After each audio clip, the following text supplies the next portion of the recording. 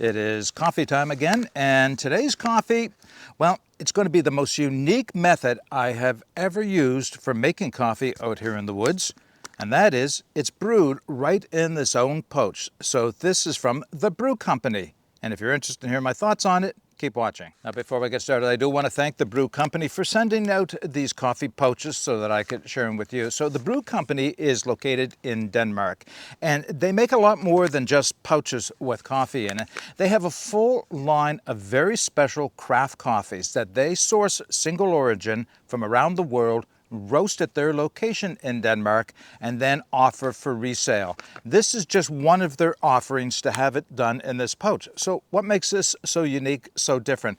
Well, the best way to describe this is somewhere between a French press and a pour over. I actually took one of these apart to show you what it looks like on the inside. And of course, we are going to be making this today.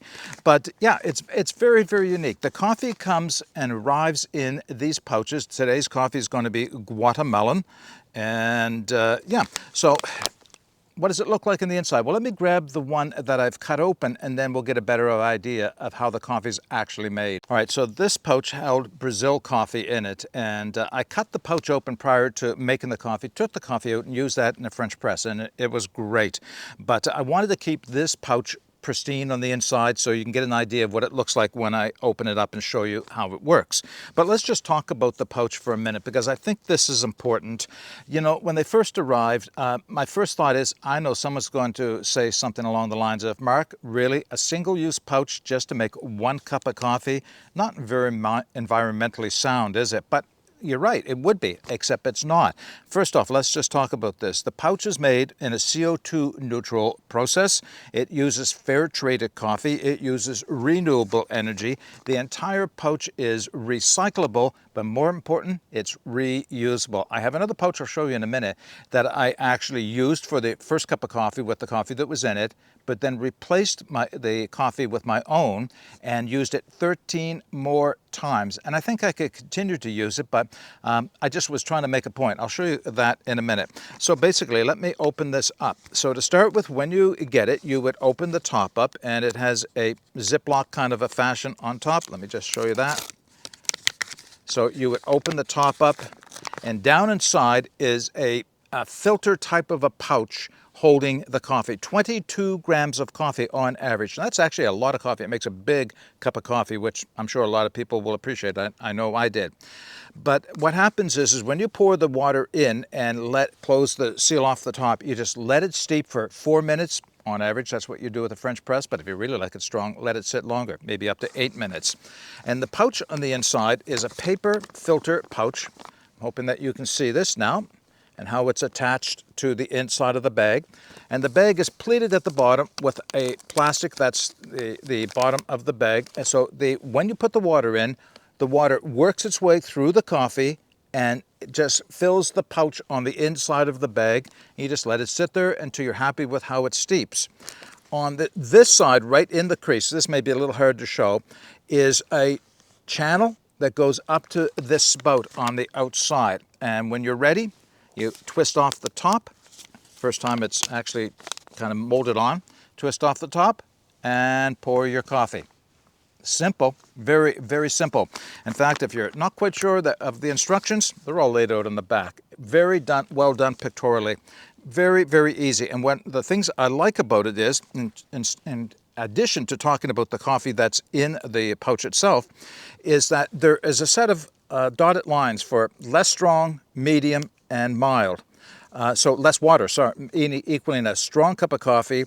The medium, which is what we'll make today, is a 10-ounce cup of coffee. But if you like it a little mild or you want to share it with somebody, you can add more water to it. So it's nice that it shows all the directions pictorially. And if you're not sure how to do it, there's even a QR code you can scan with your phone, and it will give you a little video on how to do it. But actually, it's not necessary at all, right? Okay, so that's a pouch. Now, let me just show you the pouch that I used 13 times. Yes, this pouch was used 13 different times. This one was a Columbia coffee for the first time through, but I'm just wondering if anybody can guess what coffee I put back in it after the first time use. Now, in full disclosure, starting to get a little dark inside. So the paper filter is starting to get a stain from the coffee. I don't think there was any surprise there, but you can wash it out well enough. You can first off dump the grounds and then just rinse it out a number of times and just leave the bag open. It takes about a day for it to dry, I found. Unless you really want to start using it right away, you could put some coffee back in the still wet bag and just go right at it and do it again. But if you're going to be carrying this for on the trail or whatever with your new refill of coffee, do let it dry out first, because otherwise the dampness will start to make the coffee go stale extra fast. Yeah, it lasts a long time. The spout on the end, the first time you turn it off, it comes off, then you just flip it over and it pops right back on and seals on again. So it's been designed to use over and over again. I actually thought about that for a little bit, thinking, I don't know how good a business model that is, where they're allowing you to refill it with coffee other than their own. It doesn't seem to make a whole lot of sense, but environmentally, it makes a lot of sense to be able to reuse these over and over again. I have no idea how long this pouch will go. I'm going to say 15 or 20 times. It's starting to get a little ratty, but it doesn't leak, and that's the important thing, and it still works. Okay, the last thing I want to say is, before making a cup of coffee, is the other types of coffee that they have in their lineup, and you can get, and actually samples were sent to me. So there's a wide range of coffees from around the world, as I mentioned, all free trade and roasted in Denmark. But they also have this one, which I don't think I'll make this today because I don't need it. It is the ultimate caffeine kick. They call this a power coffee. So this one holds an even greater amount of coffee in it, and a strong type of Arabica coffee. And so they have this. So this is a great morning starter. But they also have cold brew, which I thought was interesting. In other words, you open the envelope, you put cold water in it, seal it off, put it in the fridge, and the next day you can pour cold brew coffee. And if you haven't tried that, that's actually worth trying, because you can do that at home as well. You don't have to have a pouch like this to do it.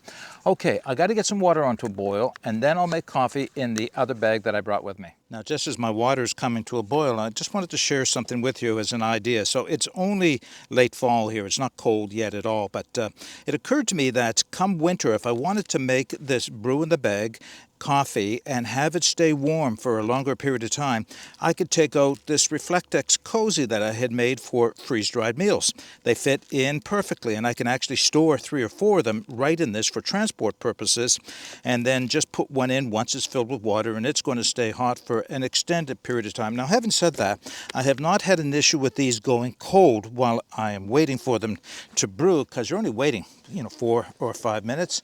Take my water off the fire here, give that a half a second to cool off, and as I do, I'll open up the pouch.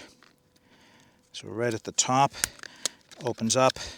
There is just below the Ziploc, there's a little bit of a glued, I guess is the best way to describe it, portion that seals off the coffee. So now you should be able to see the coffee down inside there. Oh yeah, that smells good. Just making sure it's going to be open enough for me to do this. I think I still will need to use my glove. And of course there's a jet flying over, so if you hear any noise, that's what's going on. And slowly pour my coffee in. This portion of it is kind of like making a pour over. You're just taking your time. You're not rushing the water in, because the water does have to soak through the bag, or through the coffee and the bag. Let's see where we are. So see the coffee level starting to rise. I want to get to about here somewhere with water, so it's going to take a fair amount more to do that. All right, and give it a second again for the water to seep through and for the level to find its place. Just a little bit more, I think. Right, I'm right on the 10-ounce mark now. I don't know if I can show you that or not. See if I can bring it up to the camera. So you can see the water level has risen to the medium or 10-ounce mark. And from there, I'll just seal the coffee off. It is hot, though. And we'll just give it a few minutes to steep, and then we'll bring it back for the taste test. All right, I'll let it sit for 5 minutes, brewing in the sack. Take the top off, but don't lose that, because you're going to want it if you want to reuse the bag. And just slowly pour it in. It's looking nice and rich.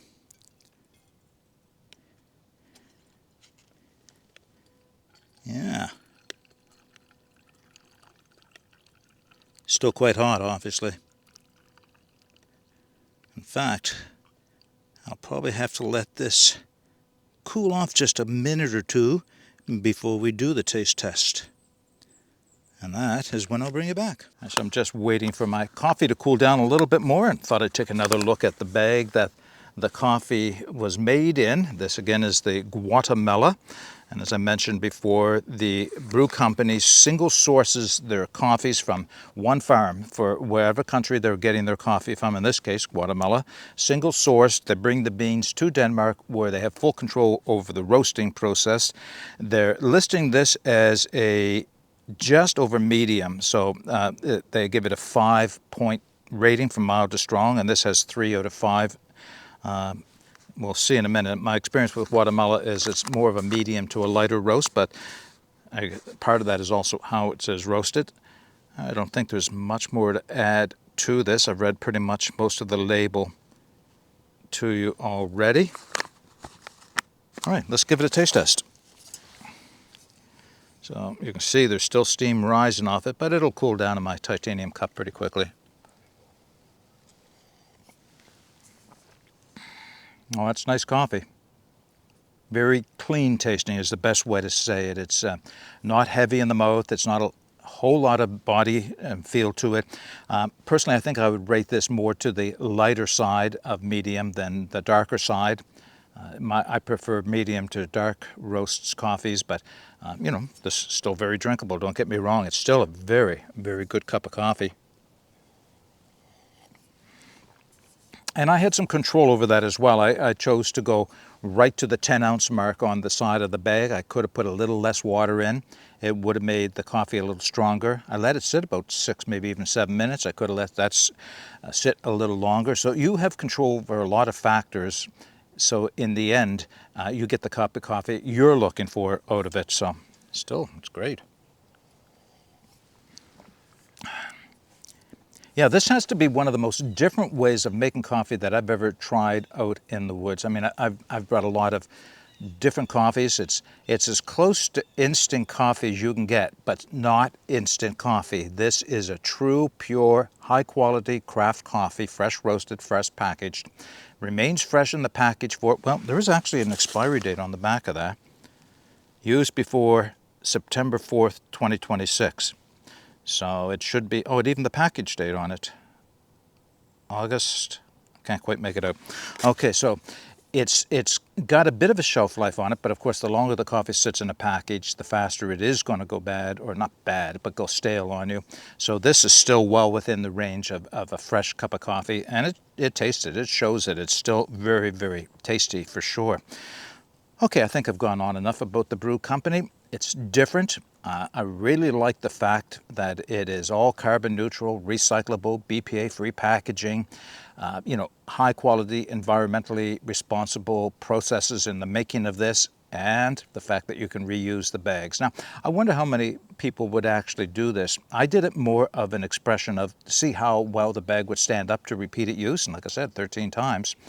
I may even go a little longer with it, but you know, you don't need to. I guess you could take a couple of these bags with you on any camping trip, buy some of their coffee, grind it up, and have it with you so you could refill the bag and use it as a means of making coffee. It'll continue to do so for obviously quite a long time. So that also is a good feature, is the fact that you can reuse the bags. All right, that's enough.